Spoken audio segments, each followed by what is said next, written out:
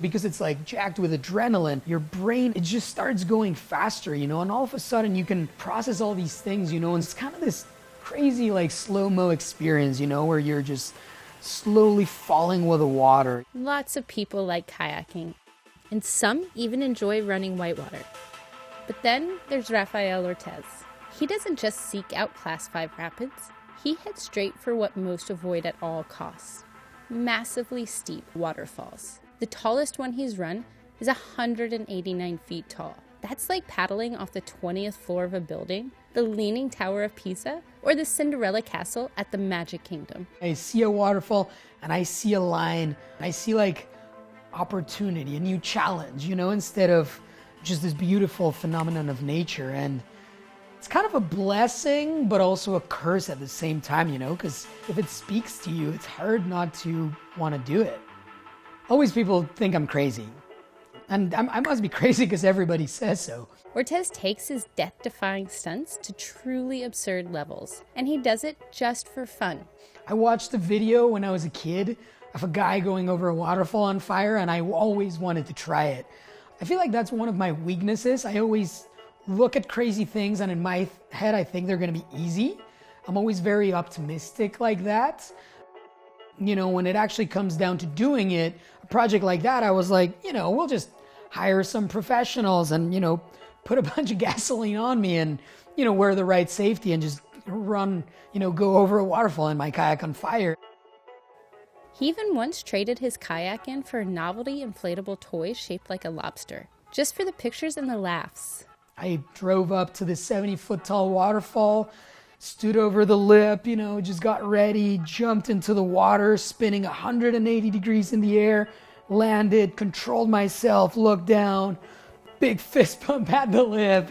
And once, Ortiz and his friends set up a whole night shoot with giant LED lights and a generator, just because he thought it would look cool. We basically stayed in the forest through the night till 4 or 5 in the morning, freezing and running this waterfall at night with little headlamps. We're just doing it because it was cool making it happen. Ortiz's love of rivers started young. He was rafting around 8 years old and got a kayak for his birthday when he was 14. So eastern Mexico, the state of Veracruz, where I learned how to kayak, just happens to be one of the best places on the planet for waterfall descending in kayaks. A few years into my paddling career, I realized that my backyard was perfect for waterfalls. So I started getting into running waterfalls, without really any instruction. I just started, watching videos online, ordering, VHS tapes and seeing how these guys were, going over these waterfalls in their kayaks. And I just started trying that in my backyard. It wasn't pretty at the start. I still remember the experience running my very first tall waterfall. It was this 40-foot drop on the Jico River in Veracruz, and it came out at the bottom. It was a big hit. I came out seeing stars. I actually broke my paddle, looked back at the waterfall, and I was like, this is crazy. And yeah, the next thing I knew, I was, going all in on this new sport that I quickly got addicted to. The first time you do it, everything happens super quick. But once you start doing this over and over again and you start really kind of feeling it, you start getting better at it, things just start happening a little bit slower. Ortiz has spent the last 2 decades pushing the limits on this sport, one that offers very little room for error. Ortiz has seen his fair share of injuries, and he's watched his friends come close to death. Back in 2013, he was kayaking with his friend Jared Serra Solis in Mexico. Serra Solis went over before Ortiz, but got swept under the falls. I was behind him. I went over the waterfall. When I came out, I didn't see anyone. As I looked down the river a little further downstream, I saw one of my friends pulling my friend's body out of the water, and he was completely just floppy, he was pretty lifeless. He was purple, very colorless. He was not breathing. I think we must have worked on him for a full 3 minutes of these exhausting compressions, just taking turns, mouth to mouth, shouting, and it was just this crazy blur. And eventually, 3 minutes in, he goes and takes a breath. As kayakers, because we're always in these remote places, we have to learn how to rescue each other. As a kayaker that dedicates to pushing the limits and facing risk on a daily basis, you always kind of question, when are you going to finally confront death? Surviving these drops requires a lot of experience, intuition, and a locked-in technique. Because in the end, you gotta land safely. And that means going over the lip with the right speed and the right form. It all kind of comes down to two things. One of them is speed. More speed translates into more angle, so more of a flat landing. Less speed translated into more of a vertical entrance. And then the other thing, number two, is the stroke that you take at the lip. As you're going over, you have to be taking 1 or 2 paddle strokes to correct your angle. If it's a large waterfall, anything above 40 feet, you want to make sure that you're as vertical as possible. Instead of just free falling over the edge, Ortez uses the speed of the water and his paddle strokes to position himself to land safely. For smaller waterfalls, he wants to land on top of the water. Let's say if under 40 feet for a waterfall, you actually want to be coming in ideally at like a 45-degree angle. And right at the lip, I'm going to look down, lock my landing, but then I want to take a pretty long, steady stroke that kind of lifts the bow of my kayak. So that way I can, kind of lock in that 45-degree angle. If you do it right, you're able to just kind of skim the surface and then resurface pretty quickly. But for waterfalls taller than 45 feet, he wants to go over vertically. So when he dives into the water at the bottom, he slices into it with as little impact as possible. Getting that vertical position means going over the edge with less speed so that the front of the boat falls and points down. If it's a taller waterfall, once I'm in the current, I'm actually even like back paddling sometimes a little bit. I'm kind of way more conservative with my speed because that, along with the stroke that I take at the lip, is going to define the angle. If it's a large waterfall, anything above 40 feet, you want to make sure that you're as vertical as possible. So as you're free falling, you're not just closing your eyes and shouting.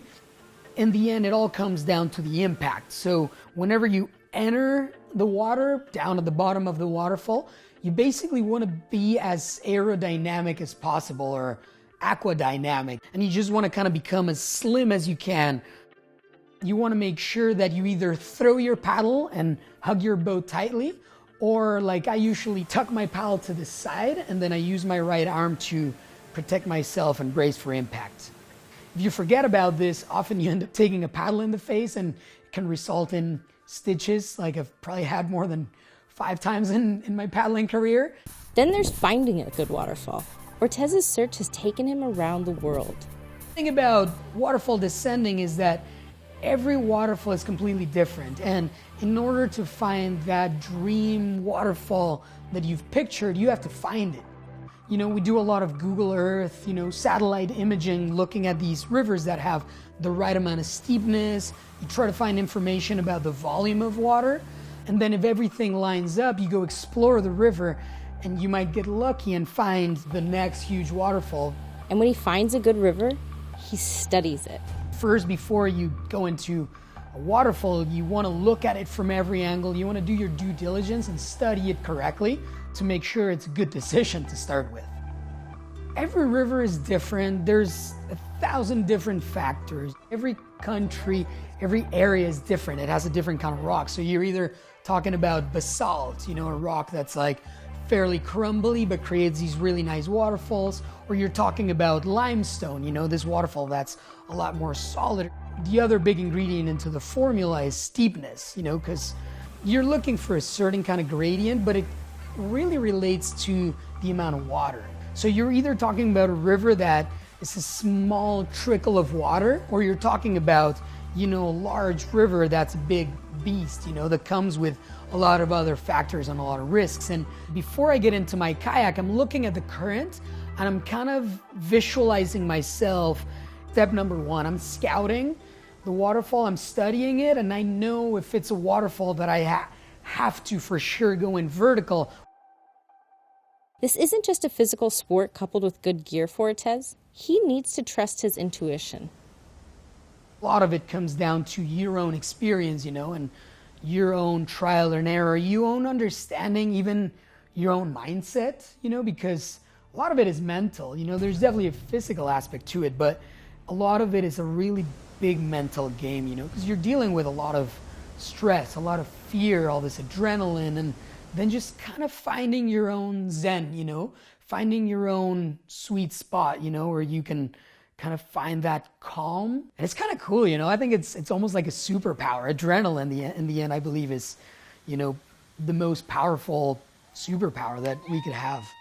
Ortez has been kayaking professionally for over 10 years for companies like Red Bull and Jackson Kayaks. But it's not always about the competition for him. As he's getting older, Ortez's focus is shifting a little.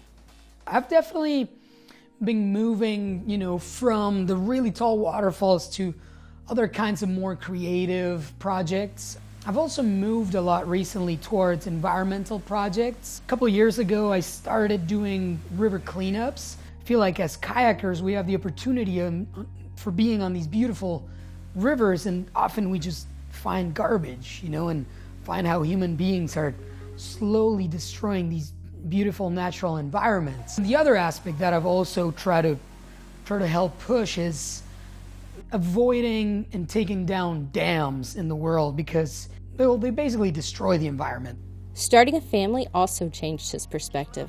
Now that I have a family and just had a daughter a year ago, and my life is definitely getting a little more complicated than it was even 4 years ago, because all of a sudden, from making decisions 100% for myself and deciding if I'm willing to put my life in the line, thinking about myself, now I think about my daughter first, and if anything was to happen to myself, it's more about her not having a dad.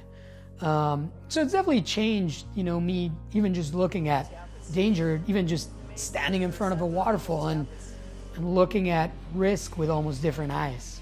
But nothing will stop him from kayaking. Even though it seems absurd to find peace while going over a waterfall, that's exactly why Ortez loves it. Once you get inside your kayak and you close it up, you peel out into the current, it's kind of cool because there's no way back. Fear kind of disappears, because you're so focused on the task. And then you just kind of start flowing with the river. You just kind of zone in, into this one task. There's nothing else in the world. Problems disappear. That's it, like the moment.